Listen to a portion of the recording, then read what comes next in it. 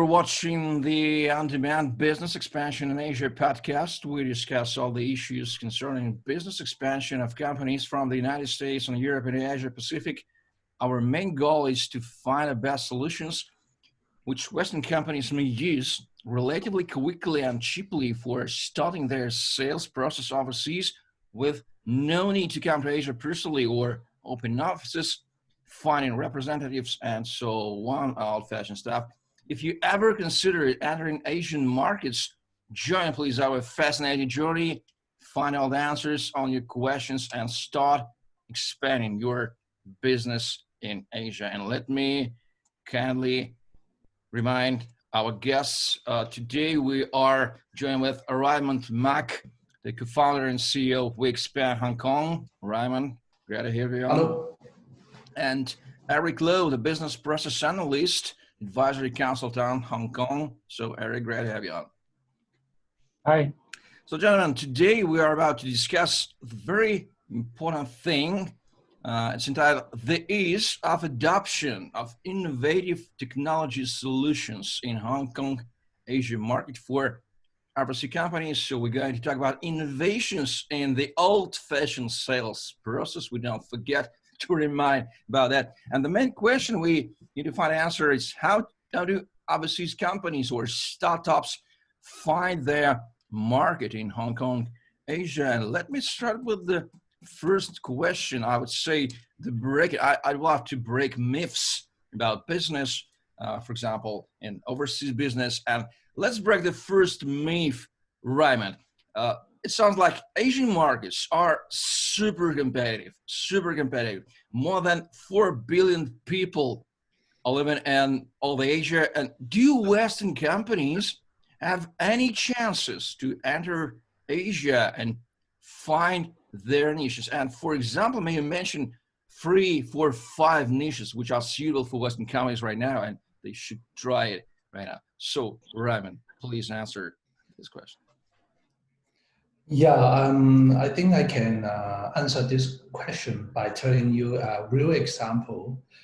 Well, as you know, I work for a startup company a few years ago. This is an Australian-based company. They have actually no presence in Hong Kong, but they would like to open up the Hong Kong and Greater China market. What they are trying to sell is a financial analytic application. They have a very strong sales revenue in Australia and US. So make it short is definitely overseas company has a great potential to enter the Hong Kong or even Asian market. But the question is they have to find out their value proposition first before entering the market, not just only for Hong Kong, but also other Asian market. If they don't realize the value proposition before entering to the market, not just Hong Kong, they will fail in the other country. So in my experience, I help them to open up the Hong Kong market because not only my capability, but also the value that they bring in to their customer. The customer in Hong Kong actually realize the actual value that they can have after adopting the solutions. So in these years, I help them to find out around 20 customer a year, 20 new customer a year. So not just my contribution, but also the value that the Hong Kong customer realized. So if you ask me to name a few niches that Western company can take an example, is I think nowadays startup environment is a very hot topic in worldwide. So in Hong Kong, it is the same. So if Western company would like to entering into the Hong Kong market, they can try to enter to the startup community for overseas startup company, of course. But for other scaled or enterprise company in overseas, they can try to enter into the Hong Kong market first, because Hong Kong is a very open market. They can test their product and test the value first before entering into the other Asian market. This is my recommendation. That sounds great. Eric, do you have anything to add for Raymond's statements? Yeah, I would like to define the super competition first. Um, I do agree that Asian got a super competitions on red ocean instead of blue ocean. So that I think the Western company, if they wanted to enter the market of the Asian, they should target to blue ocean, you know. And we have a lot of chance in Hong Kong. In Hong Kong and Asia, you know, we have one of the largest market in the world, China. So we have a lot of chance here. Just they need to find their own way, their blue oceans, and then they can find their markets here. Well, Raymond, you mentioned the financial services from Australia. You mentioned the startup infrastructure. May we try to find some other examples, or it's hard to name the detailed example before starting even explore the niches? We do understand that there is a lot of niches. So may we just assure our listeners that just try to make the first step for finding your niche, and you will 100% find that if you do understand your value proposition quickly. May we assure our viewers on that? Yeah, I think finding out the right value proposition is the first step. The second steps could be the sales strategies that they adopt to penetrate the market, because different markets has different culture, has different competitive landscape. So no matter it is a startup company, enterprise, or commercial company, they should define their sales strategies first. But of course, as I mentioned, the value proposition is very, very important. For example, some of the company will just realize some of the value that their product can create for their customer, but they haven't think in the reverse way, in the sense that why customer think this is their value. They have to dig out what value is truly can be realized in the customer landscape first. Not just the product value, it's the customer value. You know what I mean, right, Eugene? Yes. So that sounds like a journal of business laws, journal of business purposes. I do understand that. I'm very sure that our viewers do understand what do you mean. So let's go further, gentlemen. In one of the recent episodes, we discussed with Raymond that Asian people and Western people do know this very well. The Asian people want to, like you said, want to learn from Westerns, literally in everything, in the way doing business, in the fashion, and so on, for in every sphere of lives. And let's remind to our listeners how it manifests in everyday's Asian people behavior. And the main question is, does it give an advantage for Western companies in Asia due to just their origin? We are from United States. Oh, well, guys, from United States, we'll listen to you, Kevin. I'm joking, of course, but what's the answer, Raymond?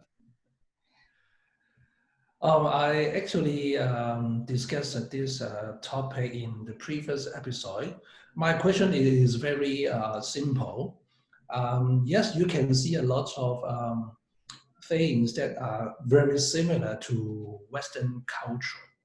Yes, because Hong Kong is an international market. We, as a Hong Kong people or as a Hong Kong company, we have to package our environment to be more adoptable by the Western or the other country. Otherwise, we cannot sit into the first few ranking of in the international market. So, in cultural wise, Hong Kong is very international and welcome to any different kind of country to come to the market and do their own business. So yes, this is my view. Yeah. Well, Eric, could you please add anything to Raymond's statement? How do you wish of learning from Westerns manifests in Asian people behavior? Give us your view, please. Yeah, and sharing some of my experience. Yeah, I was working in multinational companies. So every time when I'm facing a customer, they always asking, what is the best practice around the world, and what is the reference cases, and what is your expert suggest or advice. So this is showing that there is a branding in Western company. This is being professional and also they are trustworthy. So this is very good branding for a company to start with. And I got some case very interesting that the same statement, totally the same statement. Some local people raise it to the customer, and at the same time, some Western companies people raise the same thing to the customer. And finally, the customer pick the Western company size because they feel that they are more professional. But actually, in the content or in the advice, they are the same. So this is one of the points I think the Western company can make use of to enter the market. Well, sounds great. It gives an hope for our viewers and listeners to, if you're a Western company, just try to explore the Asian market, and maybe you will find some interesting things for your mindset, and you will open more your mind to the world. Gentlemen, let me ask you: if the Western company has, let's suppose that we have a typical Western company, and this company has a hypothesis that it may have a market for the product in Asia, and they didn't try to explore that, just a theoretical hypothesis. How can they verify this hypothesis? May you suggest such a manual for Westerns, how to find the market in Asia in general, step by step and a whole? Let's start with Raymond. To verify a product market fit is not an easy job. You know, for example, if a company, let's say from Australia, they have a very good sales momentum, they have already generated a sales revenue, and they have a lot of customer already in Australia. So I think before they can expand to the other market, they should generalize or find some common things that their product or their company can provide to the customer, and then try to see if these common features or function or value that can be applied into the other market. If they think so, they can start to explore the market by trying to deploying some salespeople or finding the right partner in that country to test the water, I can say. This is the common way that I think the overseas company will use to verify their product in other country. Eric, I agree with Raymond, or may you add some details for your statement? I totally agreed, and I think the so-called menu is actually a local people. So as just like the last episode said, Asian market always keen on communication and culture, and Western company will not know about the local market or local culture. So that I think the first step they need to engage some local sales force to verify the market. So it's just like, take an example, like the board game industry in the Europe and US. So in the typical market model, they will through the exhibition to sell the game, and also through some magazine or some public channel to promote their game. But nowadays, basically, all of them changed their model to using the Kickstarter to test the water temperature. But of course, that Kickstarter is B2C. So when a company is talking about the B2B, the first things they can test the water temperature is by engaging the local sales force. Well, I totally agree with you that finding the right partner is the main strategy if you are thinking about the expansion of your business in any region of the planet Earth. But the innovation is that you don't need to come for this region personally, physically by your body and your legs and your head. You may just find the local sales force in innovative way, for example, using your service, and we'll discuss that later how it works. So, gentlemen, let's talk about what are the main mistakes the typical Western company could do trying to find their markets in Hong Kong or Asia. May you mention the main mistakes, please? We need to underline that. Let's start with Eric. Yeah, I saw a lot of my clients who are the Western company trying to engage the Asian market. They they took the wrong step is to engaging the wrong people in the Hong Kong in local markets. That is a very important step. Local people maybe use their way, their culture to enter the market. In a sense, put into the red ocean. Doing the pricing competition, it definitely not help for the Western company who always bearing higher cost. So that they need to find a partner who can really deliver the value and the message and the vision of the company and services so that the people in the local market know why they cost more and know what they are looking for. So engaging the right people is very important. And also during the engagement, they need to be focused, not fall into the red ocean competitions. So find the blue ocean niche, find the right people, engage them, and use innovative way to find the right people. Raymond, could you add something for Eric's statement about the mistakes? Yeah, I totally agree with Eric. I can say I think every company, or especially overseas company who want to expand their business to the other market, don't want to make any mistake before entering to the market. I think they will have a very good planning before entering to the market.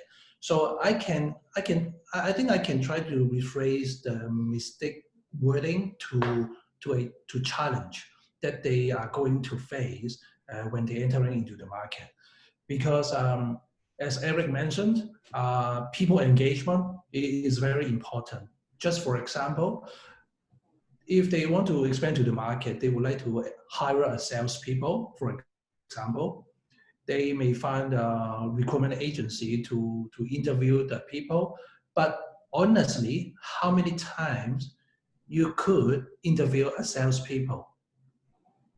One time, two times, or three times? Most 4 to 5 times.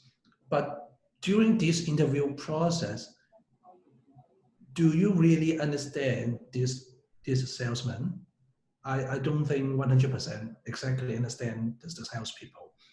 And also, do you understand 100% about the market? I don't think so. So my advice for overseas company is try to understand the market culture first, and then try to establish a very good relationship with some of the partner in that country or the market first, and then talk to them and understand more insights from them first. This is my take.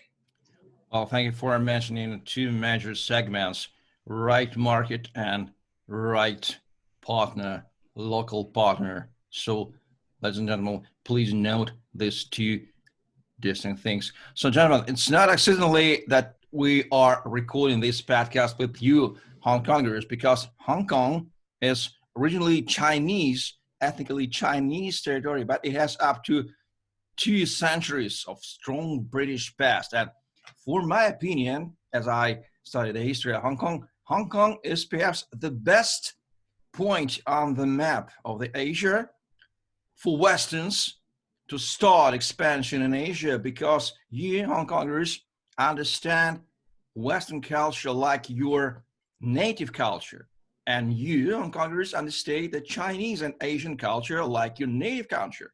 You are double partners in one faces in one head, and that's a huge advantage. And let me ask you, uh, for our listeners, what is, let's mention the main difference between Hong Kong and the rest of Asia. And the next question, does it give an advantage for Western company if they start looking partners first, local sales partners in Hong Kong first for entering all the Asia? Is the Hong Kong the best, possibly the best point to start exploring Asia? That's the main question. What do you think about this statement? Let's start with Eric. Yeah, I totally agree with you. Hong Kong is a city that's being ruled by the Western country before, and also China right now. And I think not only Hong Kong is the right place to start with, and I also think at this moment is the best timing to enter this market, because the people in our age experience the governance from UK and also the governance from the China. And the people in our age starting become the senior management and also the decision maker of the company. So we are the generation to adopt both Western and also the Chinese culture. And so to us, it is easier to adopt the Western culture in our company. And also Hong Kong can act as a translator to bridge the cultural difference between the Western culture and the Asian culture. Well, Raymond, please add your statement to this, perhaps the most important question of the core question of our today's episode. Is Hong Kong the best way to start look for local sales partner in whole Asia? Yeah, I think most of the people will know the fact that Hong Kong is one of the greatest financial center in the world. We have our own exchange center, and we have our professional born in Hong Kong, work in Hong Kong, and we always attract more and lots of professionals coming to Hong Kong to provide their expertise to make our Hong Kong better. So I think this is one of the big difference compared with the other markets. So according to some statistics, the foreign direct investment to Hong Kong is very high, in the sense that overseas company always want to invest in Hong Kong, not just only the financial market, but also the talent and the potential to expand to the other Greater China or Asian market.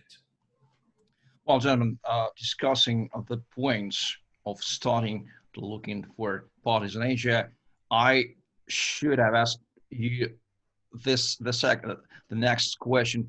Most of Westerners know that there are 2 points, geographical points in Asia, where they are very appreciated. They understand this bicultural thing. First is Hong Kong, and the second is Singapore. I've been in Singapore, and I was really amazing. I dream how I will visit Hong Kong soon. But do these 2 points with a strong British past, and Hong Kong and Singapore has a strong British past, Western oriented culture, how do you think does Hong Kong competes with Singapore for Western capital and Western businessman entrepreneurship? Or these are 2 different points and there's no competition, and Westerners may explore both points? Do not trying to choose Hong Kong or Singapore, Hong Kong or Singapore. Go on Hong Kong, on Singapore, try to explore that. What do you think about that, Raymond? Yeah, let me give you an example. If one company want to penetrate Greater China region, and at the same time want to penetrate Asian market, and then I think my advice is for targeting the Greater China region, you should take Hong Kong. And after you have well established in Hong Kong, you can try to put another location in Singapore. I mean, put another office in Singapore and target Asian market because cultural-wise, Singapore has closer cultural or smaller cultural difference between us Asian market. Let's say as Malaysian market or Philippines, they have a very small gap between Singapore and this country. So if you want to expand to Asian market, you can take Singapore because the culture is very close to each other. Well, Eric, do you have anything to add to Raymond's statement? Yeah, I agree to that. So if the Western company would like to target China as the market, then Hong Kong is a very good starting point. Because in the culture of the China, they also very keen on the connection, personal network. So in Hong Kong, it's easier to establish connection with them so that they will trust the company and allow you to enter the market. And Hong Kong people also can bridge the gap, the cultural difference gap between the Western and the Chinese, so that they can help to make the things more smooth. So that is, I think Hong Kong is a good starting point. Well, so gentlemen, ladies and gentlemen, if you please look close on the map of Asia, and if your target is China market, pay attention on Hong Kong first, because Hong Kong is very, very close to mainland China, because Hong Kong is China territory physically, and Singapore is quite southern. If you want to enter Malaysian or Indonesian or any Asian market, pay on the Singapore attention first. But explore these 2 points. These are very worth to do that. So, gentlemen, we are talking about innovation in sales process. We are not interested in old-fashioned sales process using fax machines, phones, visits, flying, hotels, and so on and so forth. We are in 21st century in 2020. So what are the main innovations WeExpand offers for the sales process disruption? And I strictly advise to listen to one of our recent episodes about sales process disruption in a whole. But Raymond, how WeExpand innovates the sales process? Could you explain for us? Yeah, before explaining the innovation that WeExpand is trying to create, let me explain a little bit about the traditional sales model in the market for the B2B market.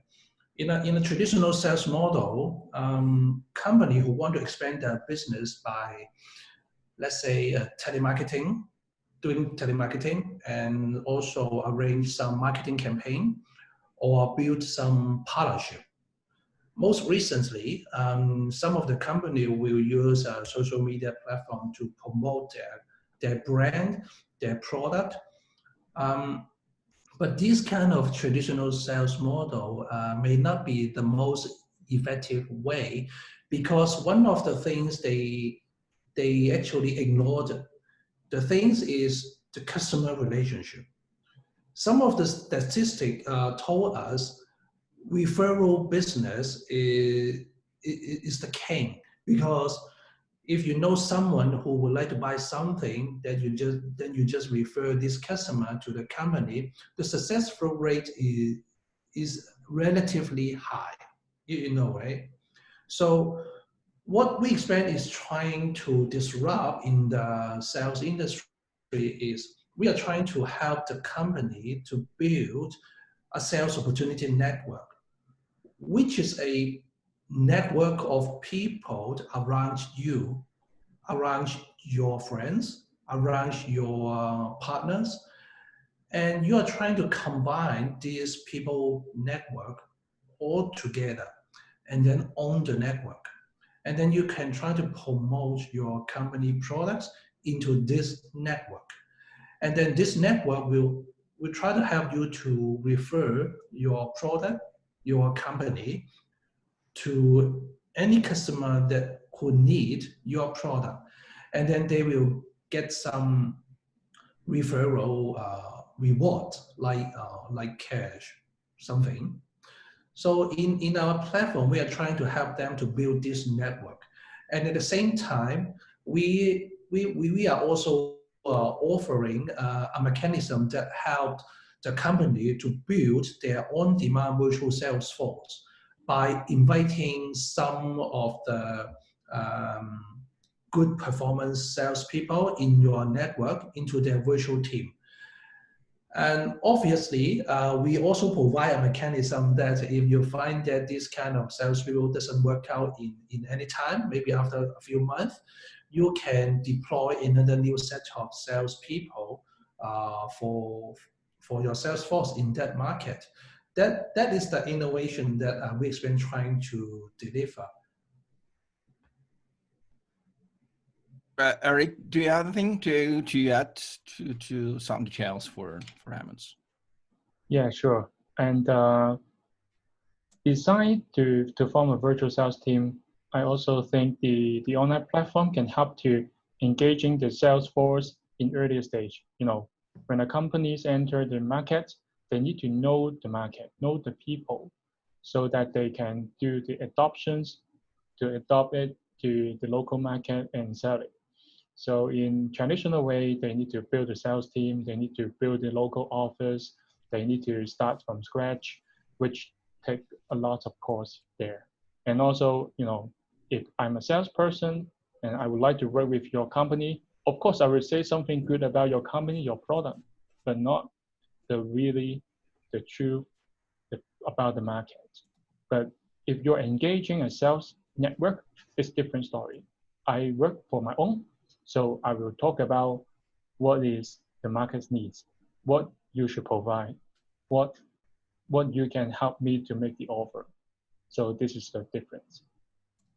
Well, ladies and gentlemen, you have heard all the Raymond and Eric said, and please pay attention on the next episode. We will show how the innovative process in the way of WeExpand service offers works in details. And please thank our guests Raymond Mak and Eric Liu. I hope you, ladies and gentlemen, have find answers on your questions, and you have another answers and the reasons for listening the next episodes of our podcast. And if you have not, please be so kind and ask your questions in comments below, and we will give the answers in the next episodes. This podcast is brought to you by WeExpand, an autonomous business expansion platform that creates sales opportunities through on-demand virtual sales force based on gig workers with a deep understanding of the local Asian markets. WeExpand uses AI and provide tailored service based on your business behavior and blockchain to increase the traceability, transparency, and trust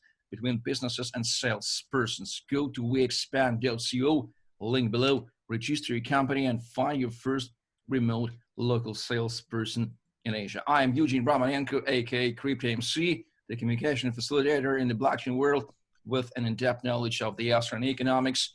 I'm available worldwide as an MC for online and offline events, interview like a host, or content co-creator on demand. Please visit CryptoMC.com, subscribe on a Facebook page or YouTube channel, or add me on LinkedIn. And tell me if I may help you, and stay tuned for next episodes of the On-Demand Business Expansion in Asia podcast. See ya.